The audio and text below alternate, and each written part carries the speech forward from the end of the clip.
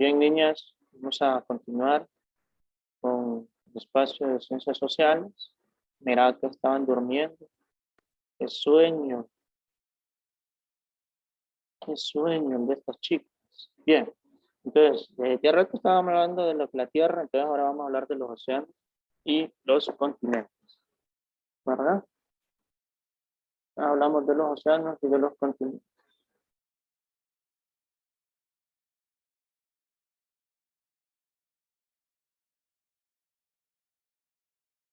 ¿Cuántos continentes tenemos? 6. 6. Océanos son 4, el Pacífico, el Atlántico, el Índico y el Ártico. El Océano Ártico. Bueno, el relieve de los continentes y de los fondos oceánicos es resultado de un largo proceso de formación y transformación continua. Bueno, usted sabía que debajo del mar, donde nosotros miramos agua, también hay montañas. ¿Sabía o no sabía que debajo del agua hay montañas? Sí, No. sí hay montañas, lo único que el tipo de vegetación es diferente, ¿verdad? No van a haber árboles, sino que me refiero a montañas cuando son a las elevaciones de tierra, ¿verdad? Ya lo que lo cubre es la vegetación. Entonces, abajo del agua también hay montañas, solo que no está cubierta por la misma vegetación que nosotros miramos en las montañas que están sobre la corteza continental, ¿verdad? Abajo se le llama corteza oceánica, debajo en esa corteza oceánica también hay montañas. Y en la corteza continental es lo que nosotros miramos y es donde tenemos las montañas, las cordilleras, ¿verdad? Los valles, todo ese tipo de relieve. Bueno, en este proceso intervienen dos tipos de fuerzas, las fuerzas internas y las fuerzas externas. Las que provienen del interior de la Tierra crean el relieve, o sea, de aquí del centro de la Tierra, que es donde está el manto, donde está el núcleo, y todas esas emergen a lo que es la corteza. Mientras que las externas lo modifican o moldean. Bueno, ¿cuáles son las fuerzas internas? Pues la teoría de las placas tectónicas explica en gran parte la formación del relieve terrestre. Nosotros tenemos placas tectónicas, esas placas son las que conforman la estructura de la Tierra. Nosotros nos ubicamos en la placa del Caribe, la placa tectónica del Caribe. Bueno, la corteza terrestre está fragmentada en varias placas que se mueven sobre el mar. Está la placa euroasiática, la norteamericana, la sudamericana, la del Caribe, la placa de los Cocos, con la otra, la arábica, la australiana. En sí creo que son como 18 placas tectónicas, pero lo más importante son 8. Bien.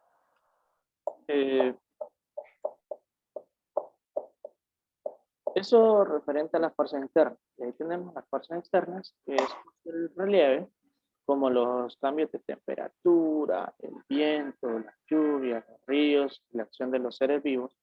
O sea, esto en general es una fuerza externa. Por ejemplo, usted no va a tener dominio sobre los ríos, sobre los fenómenos naturales, que ya son fuerzas externas. Por ejemplo, los terremotos, los maremotos, los tsunamis, esos son fuerzas externas. Sin embargo, la acción del ser humano ha originado transformaciones en un tiempo más corto. ¿Qué quiere decir con esto? Toda acción que nosotros realicemos se va a ver como una consecuencia que puede, antes, por decirlo así, tardaban que estas consecuencias se miraran, pero hoy en día, como nosotros somos tan, por decirlo así, desconsiderados con nuestro planeta, sucede de que los efectos de esas acciones que realizamos se miran más a corto plazo. Por ejemplo, vaya, ¿qué pasa con nuestra ciudad de Tegucigalpa, con Mayagüela? Pasa que ahorita se están haciendo un montón de obras, ¿sí? Se están realizando un montón de obras de construcción de puentes, de construcción de pasos a desnivel, de construcción de pasos peatonales subterráneos. Más aquí en la zona de Tegucigalpa, ahí por el área de la Casa Presidencial, del Centro Cívico Gubernamental, usted va a ver aquellas medianas donde había, por ponerlo así, póngale un ejemplo de que lo que yo logré contar más o menos eran unos 25 árboles, ahora solo hay como 5 árboles. Y en vez de que nosotros estemos forestando nuestra ciudad, la estamos deforestando. Ahora, ¿Cuál va a ser el efecto que nosotros vamos a apreciar a corto plazo? ¿Qué va a suceder? ¿Qué vamos a empezar a notar en el cambio del clima en nuestra ciudad? Si seguimos con ese mismo patrón, ¿qué va a suceder? Cuando usted caminaba, vaya, póngale que en su zona habían 40 árboles, y cuando usted caminaba, usted sentía hasta rico caminar por cada zona y sentía el airecito de esos árboles. Pero todos esos árboles los talaron o los cortaron por alguna razón que no era la adecuada. ¿Qué va a suceder cuando usted pase a las 12 del mediodía por ahí? ¿Qué va a sentir? ¿Me están escuchando o no me están escuchando? Sí, Bueno, les estoy haciendo una pregunta. ¿Qué va a suceder si nosotros pasamos por un lugar que antes tenía, póngale unos 100 árboles y de ahí de un día para otro talaron 50 o 60 árboles? ¿Cómo se va a sentir? ¿Se va a sentir un cambio o no? Lo va a sentir hasta en la forma en que usted vea el paisaje, usted lo va a mirar árido, va a sentir calor, que cuando llueva, usted va a poder ver de que llueve, que en el momento usted siente como refrescante, que siente frío en el momento que llueve, pero de ahí cuando vuelva a hacer sol, se va a volver a evaporar esa lluvia que antes los árboles la absorbían y retenían esa frescura. Ahora ya no la van a retener porque no hay, porque los rayos del sol penetran directamente, entonces la evapora. Bueno, pero están terminando de copiar esto, termínenlo y de ahí levantan el pulgar para seguir avanzando.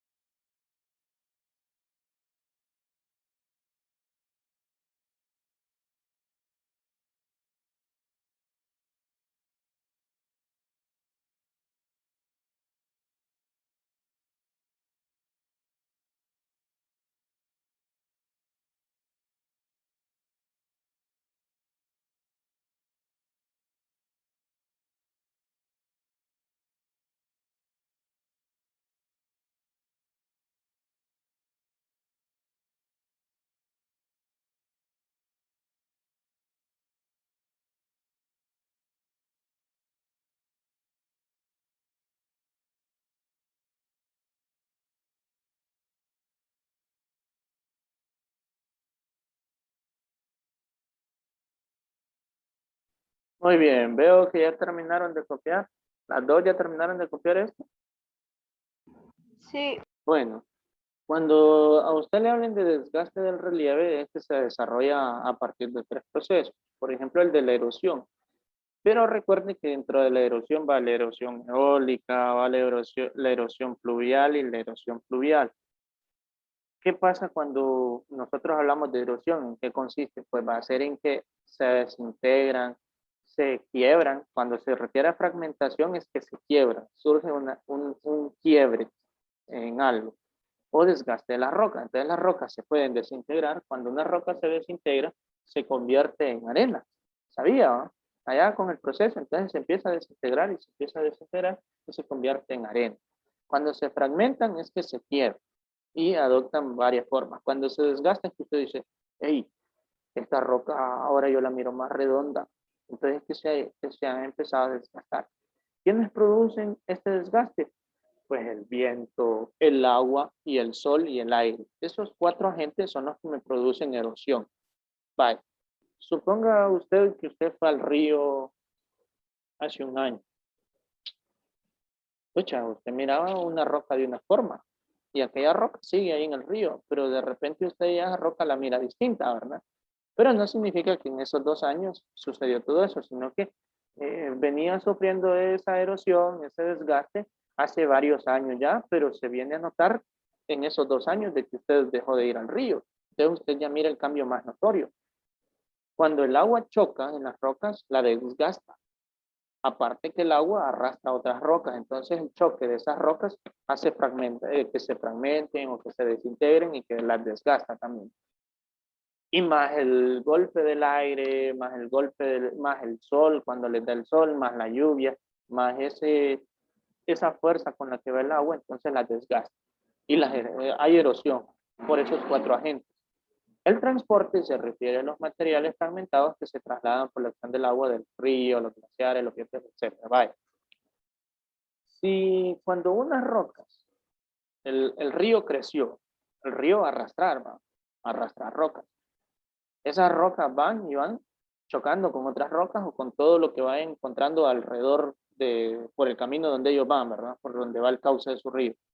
Va a ir produciendo, o sea, la va transportando, la fuerza del agua va transportando esas rocas, pero esas rocas van a ir chocando con otras.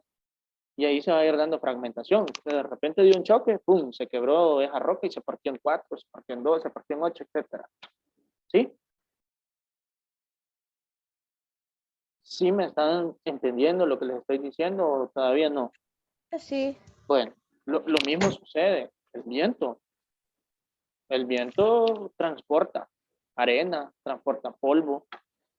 ¿Se ha fijado usted que a veces dicen, uy, hoy hace bastante calor porque nosotros estamos sintiendo el polvo, se vino lo que es el polvo del desierto del Sahara? ¿Y quién es el que jala ese polvo del desierto del Sahara? Desde África hasta aquí, hasta Centroamérica. ¿Quién lo transporta? ¿Quién lo transporta? El viento. Y eso trae contaminación. Bueno, la sedimentación se produce cuando las partículas son depositadas en otras áreas. Sedimento, por ejemplo, vaya, llovió y produjo lodo.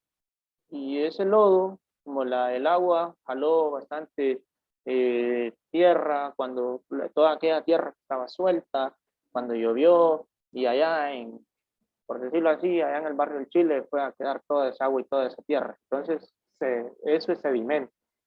Y allá se quedó y se taponeó y se produjo que esa tierra costó que la sacaran y aparte que llevaba un lodo y un montón de cosas y otras cosas que contaminan. Llevó pupú, basura. Entonces, todo eso es el sedimento que arrastró esa lluvia. Ahora, la erosión puede darse por la acción del viento, del mar y de los ríos. La que se produce por la acción del viento se denomina erosión eólica. La erosión marina es el proceso por la cual las rocas de la costa o del litoral son desgastadas por la fuerza del agua. Vaya, aquí, por ejemplo, esta era una gran roca, pero mire, toda la fuerza del agua ha provocado que se vaya desgastando y hasta le dio la forma como de un arco. Pero esto no es que sucedió en un día, en un año, sino que en varios años. ¿Y qué sucedía? Bueno, digamos que durante todo el tiempo el agua está golpeando esa roca, pero después hace viento, entonces el viento viene y pum, entra y la erosiona aún más y va haciendo que esa roca se vaya desgastando. La sedimentación marina origina diversas formaciones como las playas y los cordones litorales que forman una albufera. O sea que las playas son parte de la sedimentación marina. La fuerza del agua en los ríos provoca la erosión fluvial que cuando fluyen pendiente abajo, o sea que va arrastrando y va desgastando los lugares por donde va pasando. La corteza terrestre. La corteza terrestre no es una capa continua y uniforme. Está dividida en grandes fragmentos llamados placas tectónicas, que son como 18 placas tectónicas. Nosotros nos ubicamos en la placa del Caribe. Cuando dos placas chocan o convergen, se producen pliegues en la corteza o ésta se quiebra y se producen fallas. Las grandes cadenas montañosas tienen su origen en estas zonas. Por lo general están situadas en los límites entre las placas. Las fallas geológicas donde se dan más es en el cinturón de fuego y es aquí por la parte del Pacífico. Entonces, los países que usted está, que mira, que tienen más parte que colinde con el Océano Pacífico, se van a dar terremotos, se van a dar erupciones volcánicas, se van a dar maremotos, tsunamis, porque ahí es donde hay más fallas. Bueno, entonces copiamos esto, mis estimadas, en su cuaderno, y luego vamos a pasar con la siguiente diapositiva. Un poco rápido, porque no hace falta otro tema. Vamos.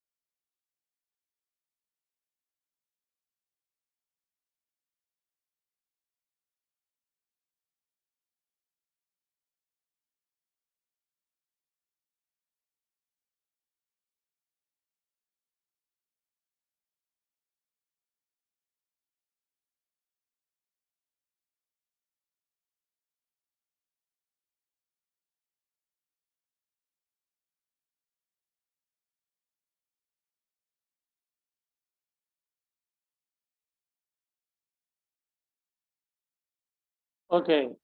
Honduras se ubica sobre la placa del Caribe, como le había dicho. Sus montañas se han formado por las presiones que ejercen otras dos placas, como sea la de los Cocos y la de Norteamérica. La presión ejercida genera el deslizamiento o subducción de la placa de los Cocos, que está debajo de la placa del Caribe. Entonces aquí tenemos, nosotros estamos ubicados aquí en la placa del Caribe, ¿verdad? Entonces aquí tenemos la placa de los Cocos, tenemos la placa de Nazca aquí por abajo, abajo está la placa sudamericana y aquí arriba está la placa norteamericana. Está la plan de Juan de Fuca, la de placa filipina, la placa australiana, la placa pacífica, la placa euroasiática, que es aquí, esta que está acá, la placa arábica, la placa africana y la placa índica y la placa australiana otra vez. Pero si yo le pregunto a usted, ¿en qué placa tectónica se ubica Honduras? ¿Cuál va a ser su respuesta? ¿En la placa del Caribe, de los Cocos, de Norteamérica, la de Nazca o la placa sudamericana? La placa del Valerie. El Caribe. La placa del Caribe, muy bien. Entonces ahí es donde se ubica Honduras, en la placa del Caribe, y a la par tenemos la placa de los Cocos, la norteamericana, la de Nazca y la placa sudamericana. Bueno, riesgos y desastres naturales. Los desastres naturales son las adversidades provocadas por las fuerzas de la naturaleza, como huracanes y terremotos. O sea que eso es algo que está fuera de nuestras manos, ¿verdad? Bueno, los desastres naturales pueden ser de dos tipos, geológicos y climatológicos. Los desastres geológicos tienen su origen en las fuerzas internas de la Tierra, como los terremotos, maremotos y erupciones volcánicas. Los climáticos se relacionan con eventos que suceden en la atmósfera, que son los huracanes, que usted ya va a empezar a escuchar de que se forman huracanes, que se forman tormentas tropicales, que hay intensas lluvias y que en otros lados hay sequías y otros. Sin embargo, pueden ser propiciados y agravados por la acción del ser humano. Entonces, aquí, ¿qué es lo que va a hacer usted? Porque ya nos dicen solo nos quedan 2 minutos, solo va a subrayar y después usted lo debe copiar como lo más importante para que lo estudie. ¿Entendido? Vaya subrayándolo. Terremotos. Ya, profe.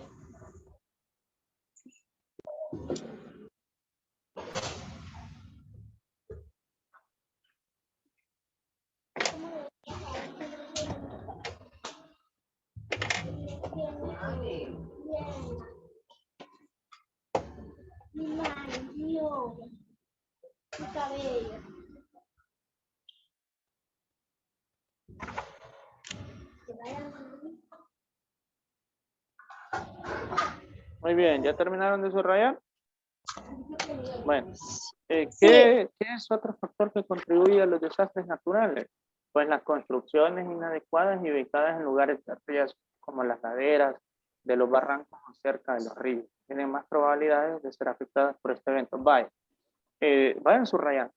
Nosotros tenemos aquí en Tegucigalpa y Comayagüela que hay personas que tienen sus casas a la orilla del río o en lugares como el Cerro El Berrinche, el Reparto, el Bosque, Buenos Aires, aquí en Villanueva, en parte del Carrizal, que son lugares de alto riesgo y que cuando llueve esas personas se preocupan porque su casa se les puede venir abajo a través de un deslave o de un derrumbe. Los terremotos y maremotos son casi lo mismo al final, ¿verdad? Un maremoto es lo mismo que un terremoto, solo que su epicentro se localiza en el mar, ¿verdad? El epicentro del maremoto se da en el mar. Los temblores son causados por los movimientos bruscos de la corteza terrestre. Sin embargo, cuando ocurre un maremoto, el movimiento de las placas de la Tierra genera olas enormes fuera de lo común. ¿Usted qué quiere? Vaya, y lo más peligroso que le podemos agregar a otro desastre natural después del maremoto y el terremoto es el tsunami, que en ese sí el agua se sale del mar y entra a lo que es la tierra, o sea, la corteza continental. Estos eventos de los tsunamis se dan en lo que es en el Océano Índico, allá en Japón, y en la India y en las Filipinas. Son los que se ven más afectados por este tipo de eventos, por maremotos y tsunamis y por terremotos. Donde también se da bastante lo que es los terremotos aquí en la zona del sur, en la Argentina, en Chile, parte de México, todos aquellos lugares que se sitúen por la zona del Pacífico o en el cinturón de fuego se van a ver afectados por los terremotos. Honduras es el país de Centroamérica en el que se registran menos sismos, o sea, menos terremotos. Esto ocurre porque la mayor parte del territorio se sitúa a mayor distancia de la costa pacífico del Istmo y por lo tanto de las placas de los Cocos y del Caribe, que son las que presentan mayor fricción y ocasionan terremotos y maremotos. Bueno, subrayó todo esto. Sí. Ustedes avanzamos. Las inundaciones. No le va a extrañar que ahorita empiecen a hablar de inundaciones aquí en Honduras. Peor que no nos preparamos. Usted va a ver que hay bastante inundación ahorita. A partir de este mes de mayo va a empezar a haber lluvias. Cada año fuertes lluvias azotan entre septiembre y noviembre, causan inundaciones y desbordes. Es de mayo a noviembre. Causan desbordes de los ríos y por consiguiente hay inundaciones en las ciudades. ¿Verdad, Ángela? Bueno, huracanes y tormentas tropicales. La temporada de huracanes en el Atlántico dura de junio a noviembre. Uno de los más destructores de las últimas décadas fue el Mitch, pero ya podemos decir que ya no es el Mitch, sino que también está Eta y Iota, que fue en el año 2020, ¿verdad? El año pasado. El Mitch fue en 1998. Este se formó en Jamaica y el 22 de octubre de ese mismo año llegó a la costa hondureña y causó estragos. Bueno, debido a la velocidad de sus vientos, el Mitch fue categoría 5. Las zonas más afectadas fueron la costa atlántica, la zona central y la zona sur del país. Lo subrayamos también y con eso vamos a ir terminando para luego solo hablar de los deslaves. Los deslaves suelen acarrear diversos materiales como ramas, lodo, piedras y otros objetos que se encuentran a su lado. Y también se llevan viviendas. Los deslaves se llevan viviendas, igual que los derrumbes. Entonces, por eso es aconsejable que cuando usted haga su casa, la haga en un lugar que no sea de alto riesgo. ¿Va a ir a construir usted una casa a la orilla del río? No, ¿verdad? Porque usted sabe que cuando llueve el cauce de ese río va a crecer y si su casa está muy cerca del río, se la va a llevar. ¿Verdad? Bueno, pues con eso finalizamos, jovencitas. Por favor, hagan las tareas. Nos vemos el día de mañana, si Dios lo permite. Cuídense, pórtense bien y que tengan un bonito día. Nos vemos.